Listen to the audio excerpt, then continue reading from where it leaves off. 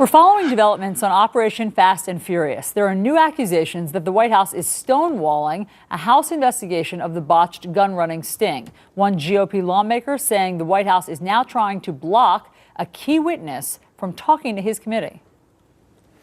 His personal attorney has indicated to our committee that he is more than willing to talk to the committee on the record under oath. It is only the White House and the White House counsel that is saying they will not make him available. Doug Schoen is a Fox News contributor and former pollster for President Clinton. Justin Sayfie is a former spokesman for Governor Jeb Bush and the publisher of SayfieView.com. Gentlemen, thanks so much for being here. Thank you.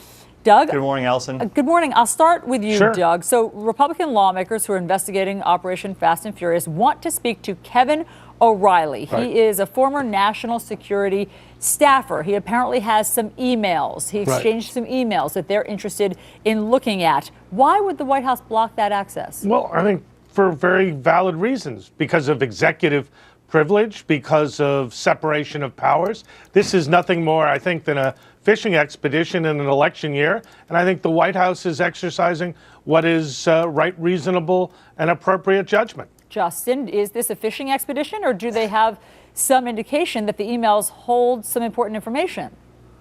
Well, there's something very unusual, in my view, about this email, and that is there's a White House staffer that's communicating directly with the Phoenix bureau chief for the Department of Alcohol, Tobacco, and Firearms.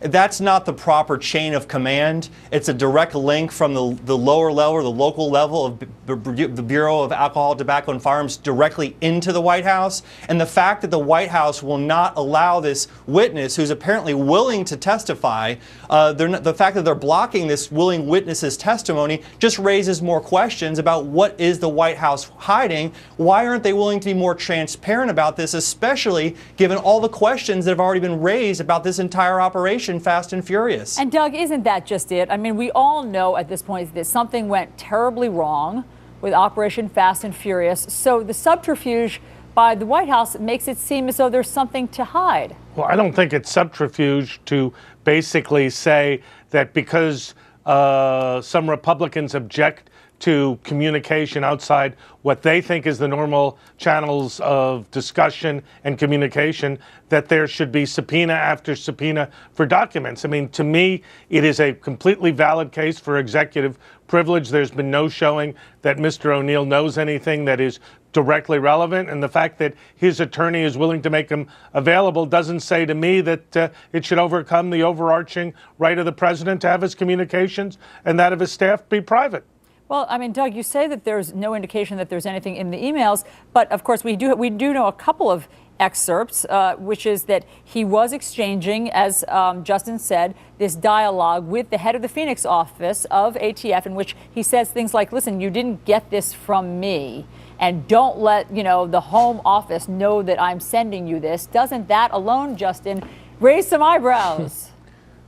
Look, again, I think it does. I think it raises eyebrows. This is not about subpoena after subpoena after subpoena. This is a congressional inquiry. They want to speak with this willing witness, and the White House counsel's office is blocking this willing witness from even having a telephonic conversation with a congressional committee. Again, I think it raises many more questions, and they can assert executive privilege, but politically, this is just going to keep this story in the news. It's going to raise a lot of questions about why are they trying to hide these communications from the White House directly to the bureau, the Phoenix Bureau of ATF. And Doug, I mean, obviously everybody understands that you don't want all of the president's communications released. That would be dangerous. No president wants that. But this is something, at least with Operation Fast and Furious, that they've long been trying to get to the bottom of. So, I know that popular word in Washington is the optics. The optics of this makes it seem as though the White House is hiding something. Well, again, if it's the optics that drive judgments about separation of powers and executive privilege, we've gotten to a very bad point, and what Justin cites is certainly language that sounds embarrassing, but it doesn't really have any smoking guns as far as I'm concerned. So I don't see any reason why in an election year we should let the Republicans do what Justin described, which is to play politics. Guys, we're going to have to leave it there. Doug Schoen, Justin Sayfie, thanks so much for coming in to debate this. We appreciate it.